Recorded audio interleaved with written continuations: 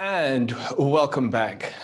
As mentioned, this particular presentation talk right now is going to focus on 3D printing. Now, we all know that 3D printing is going to be one of the biggest tech trends that's going to come up. We've heard about how it's such an amazing revolution, similar to the way modern desktop and computers and laptops, were able to introduce a whole new generation of people to technologies that previously only big companies and governments and institutions could afford. And that has led to innovation and everything we see today. I mean, we wouldn't be able to do this conference without any of these new tools. And the next talk is going to stick to 3D printing in music and what that means. Because when you can imagine that people can print instruments in their own homes to actually suit their individual needs, to help to repair, the possibilities are literally endless with 3D printing. And for that, we're going to introduce a man from Chile with love, Ricardo Simian. How are you doing? Hello, I'm doing fine. Yeah. Please let me know if I should wear headphones in order to avoid echo. Well, so far you sound clear with no echo, and the tech team would say if there is a problem with echo, but everything is perfect. So yeah, without further ado, since your time slot is pretty short, I'm not going to ramble on. I'm just going to leave the floor up to you, and you may take it away. Thank you very much. So my name is Ricardo Simian, and I am the founder of 3D Music Instruments, a project which aims to research all of the possible applications of 3D modeling and 3D printing technologies within music. In order to properly understand this project, it would be quite useful to have a background on how 3D printing works, because 3D printing is not only just one technology or one machine or one type of printer, but actually many types of printers for many types of materials, which can deliver different sizes for different prices for a wide array of materials. So in order to actually find the appropriate machine for the appropriate technology, for the appropriate size and price, and even to meet other requests like making it biocompatible so that you can put it in your mouth in the case of the wind instruments, this is a quite complicated cloud of elements, a quite complicated matrix, and we're not going to go into that. You can see that on other presentations that you can find online that I have done. We're going to skip this. Just keep in mind that I'm mostly not going to be talking about home desktop 3D printers, but rather other technologies for many other materials as well, and not only plastic. So when I think of 3D printing technologies applied to musical research and music in general, I see many different possibilities. I see possibilities for different types of research that we are not doing right now, or that we have not been able to do in such a wide way. I think of very interesting new possibilities for museums. I think of personalized musical instruments, customized instruments. We can work on prototypes in a way that we were not able before, quicker, cheaper, more reliable. And not only prototypes, we can also produce end products in musical instruments that you could perfectly play on a concert or in a recording. We can allow access, as it was already said, in a different way, because the 3D printers and the 3D printing technologies are becoming available in a more democratic way. So the whole way in which we approach instrument production and access to them can change accordingly. And we can do new instruments. We can develop new concepts which were not possible technically before, and we can run tests in a very interesting and innovative way. And we're even going to do a test today. So let me give you some examples of some of these aspects. So for instance, regarding research and museums, these are 3D printed copies of medieval flutes, medieval bone flutes, which are preserved in museums. We're not allowed to touch them, of course, because otherwise we would spoil them. So how can you make research on objects that you cannot touch? Well, a very simple solution is simply to measure them, 3D scan them, take pictures, and then 3D print them. And you can even complete the missing bits, and then you can test them and see how they sounded. In a completely different field, on the personalized, customized instruments. Some time ago, a composer contacted me and said, I'm writing a beautiful piece. We're going to premiere it in a couple of months, but we don't yet have the instruments. Can you develop them for me? So I need a consort of slide pipes, and I need them to play in an unusual range, namely low, like a violoncello. And he sent some schematics and he described the notes he needed. He said, can you develop the instruments in a couple of months? And I said, yes, of course. So I developed 3D printed slide pipes in this size, and they play in a low range.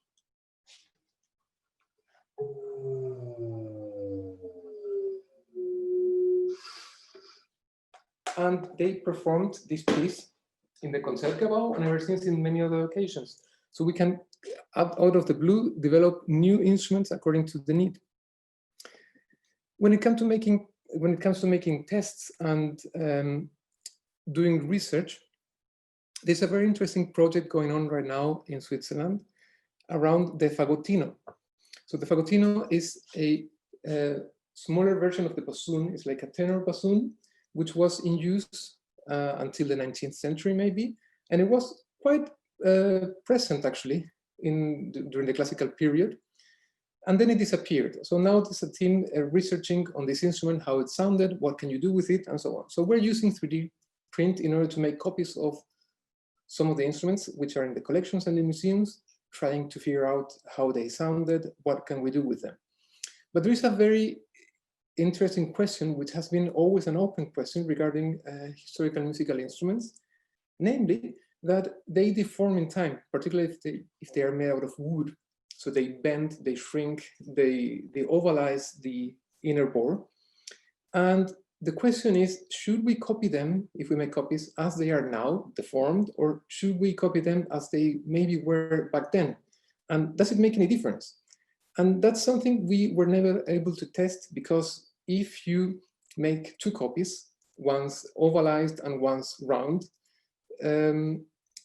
if there's a difference, how are you going to know if the difference is from that fact or because they are just two different pieces of wood? And the wood, it's always different, it's a natural material, and the handwork involved in the process of making them is very irregular, it's not systematic, so you can't test that. So now we're doing the instruments always in two copies, one as they are now, deformed, and one's as they were, rounded. And now we can test that and compare them. And this was a very interesting test to do, because when the players took the instruments home and they tested them, then they came back to my workshop and said, they are so different. We're so impressed that they are really two completely different instruments. I asked, are you really sure? Yes, absolutely. So I covered the markings that we made to differentiate them, and we did a blind test afterwards, and they couldn't tell them apart anymore. So that tells us a lot about the way we approach this in a very subjective way, and how we are influenced by other elements rather than only how they sound, how they objectively sound. Regarding access to instruments in a different way, I'm developing instruments also upcycling objects, like in this case, making an ukulele with 3D printed parts and recycling objects. And this could allow for people to make do-it-yourself instruments, upcycling objects as well. And of course, I'm not the only one doing these experiments around the world. There are many people playing with 3D printers and making many interesting experiments. You can, for instance, look for the Hovalin violin project. It's H-O-V-A-Lin, the Hovalin. It's a 3D printed violin, and you can download the file and 3D print it, and it sounds. And that's great. But I don't think that's the most interesting use of this technology, namely only to copy things as they are. I think that even if we approach a very simple design, now that we can produce any sort of shape which was not possible to produce or very consuming to produce with traditional production methods, that we can do any sort of curve shape, we should use that. And we should approach even the most simple designs, like the tambourine. It's the simplest design ever. It has been around for centuries, if not millennia. It's always based on a piece of a cylinder. But if you analyze this shape with the new possibilities that we have now, you can improve that shape. You can make it more ergonomic by the use of the production possibilities of 3D print, which can allow us to produce more complicated shapes in an easy way.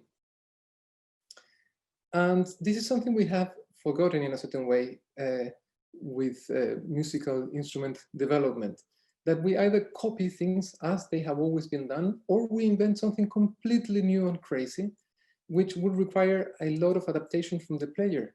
And that's not the way evolution in design works. If you think of the evolution which took us from the old car 100 years ago to the current version of the design of a car, you will see that in between there are always small incremental evolutionary steps. And there's a key element there, which is that the user of the objects must be able to use the next generation without a lot of work. The same thing that happens when you update your phone, that you need a couple of days to get used to the new version, but then you get used and you usually like it better. And the same thing should be happening with musical instruments. And in every other area, every time there is a technical innovation which allows us to do something new or something in a new way, usually that development happens. And that is not happening in musical instruments. Actually, the musical instruments are mostly the way they were a couple of hundreds of years ago. And if you think of the cloud of elements which decide how are these designs, in the case of the musical instruments, we realize that it's not only about the sound, but also the tradition, the technique, the ergonomics, the way your body interacts with them, the aesthetics and the technology, meaning the technological elements that we use to produce them, they all play a role in this evolutionary process.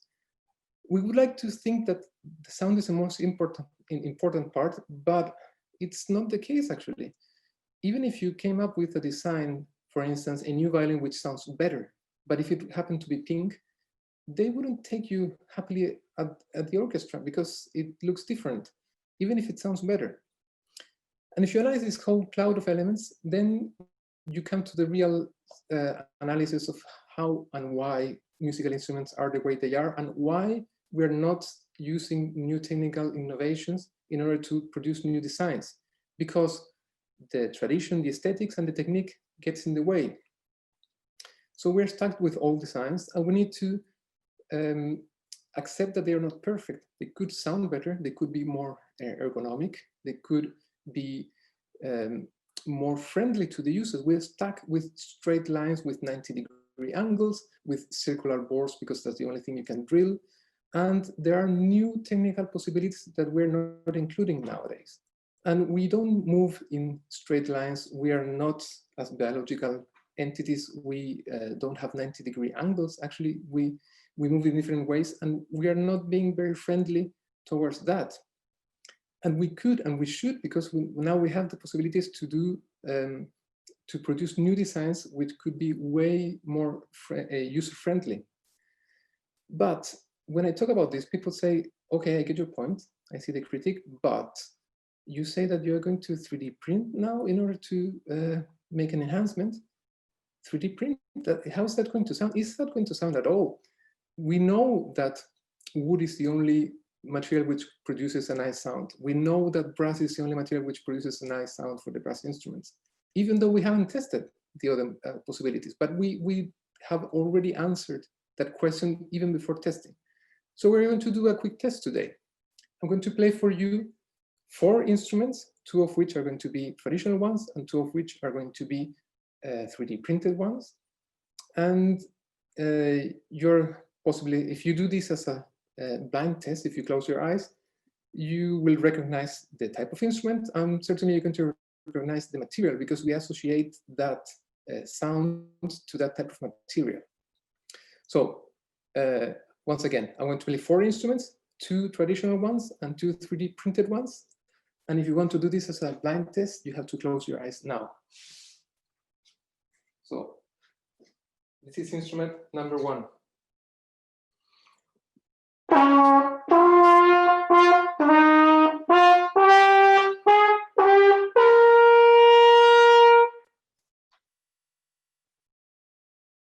is instrument number 2.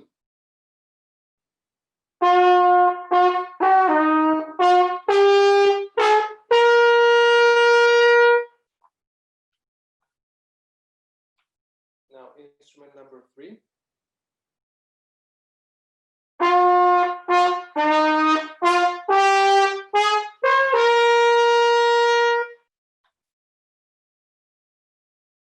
And instrument number 4.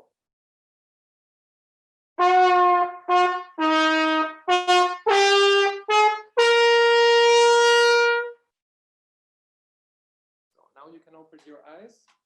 This was instrument number 1 and 3, and this was instrument number 2 and 4. So it was a double test in terms that if you thought that number 1 and 3 and 2 and 4 were very different, it was your perception and my irregularity as a player, and the instruments getting warm and me warming up as well. So thanks very much to Most Wanted conference for the invitation, and I think there's going to be a little time for Q&A as well.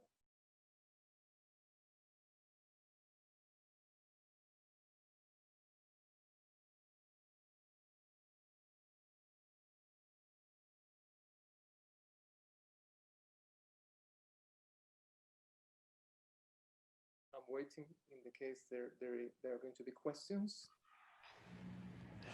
Yeah, well, actually, first of all, I just want to thank you very much, because this was, even though very short, I think like the imagination just is on fire when I think about all the possibilities. And it was also nice that you actually demonstrated with actual physical objects. It's mind opening, and it just makes you wonder like what great future we have. And almost we feel like, despite all the history we've had anthropologically with all these instruments, I think like all the things you're talking about just only makes me think that we're only just at the very beginning of our journey with instruments, and how this could go could be fantastic.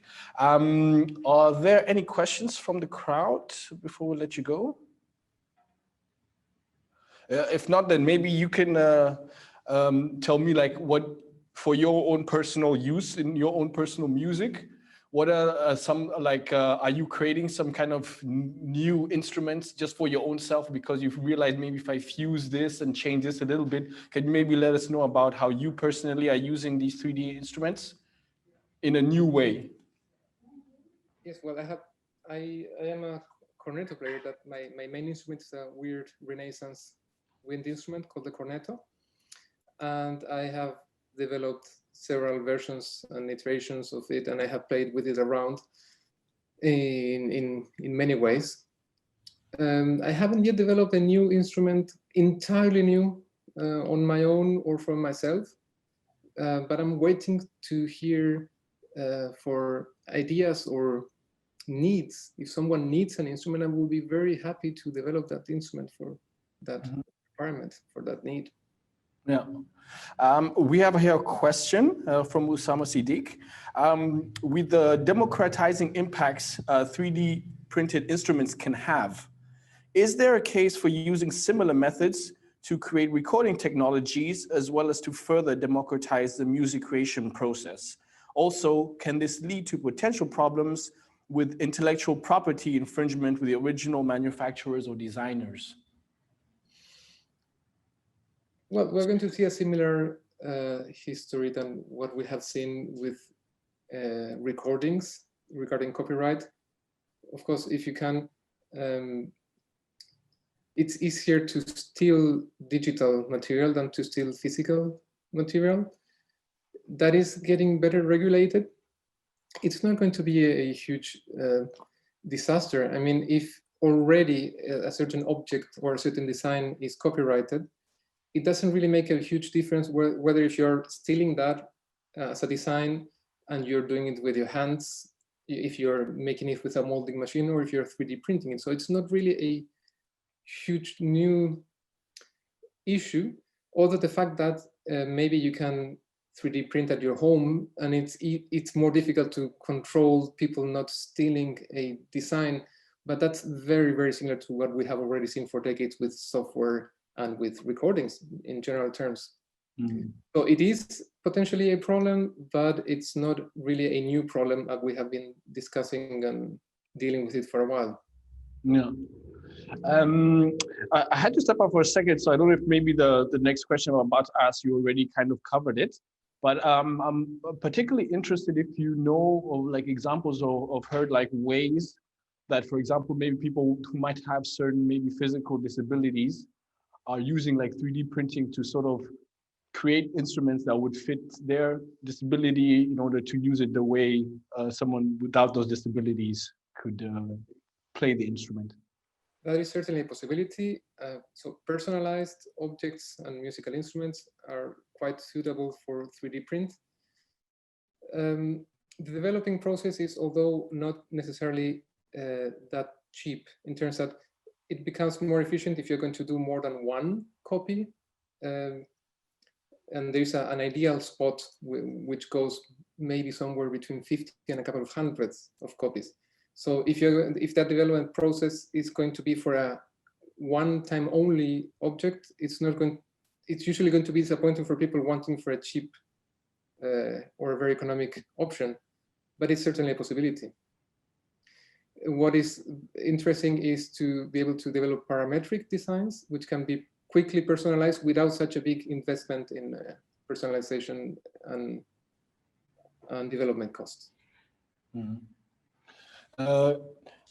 For example, one of the things that I can sort of imagine from the top of my head, for example, being a big Prince fan, I can imagine like a future where a Prince fan could sort of 3D print a guitar in that symbol shape that he had, which I'm sure he personally had to have someone make it for an expensive fee.